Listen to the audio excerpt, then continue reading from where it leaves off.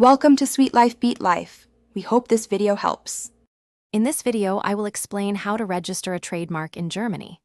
Protecting your brand is crucial, and registering a trademark with the German Patent and Trademark Office, or DPMA, grants you exclusive rights to your brand name, logo, or slogan. This protection lasts for 10 years and can be renewed indefinitely. We'll walk through the straightforward steps to secure your intellectual property in one of Europe's largest economies, ensuring your brand is legally safeguarded. Before filing, some essential preparation is key. First, ensure your trademark is distinctive. It shouldn't be generic or descriptive of your goods or services. Next, conduct a comprehensive trademark search using the DPMA Register database to avoid conflicts with existing marks.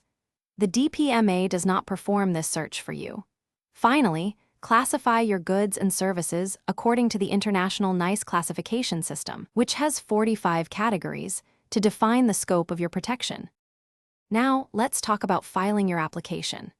The most efficient way is to submit it online through the DPMA DPM Adirect web system.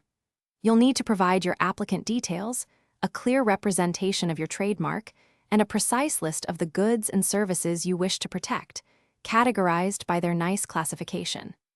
The DPMA will then formally examine your application, checking for any errors or absolute grounds for refusal, ensuring it meets all legal requirements. Understanding the costs and ongoing protection is vital.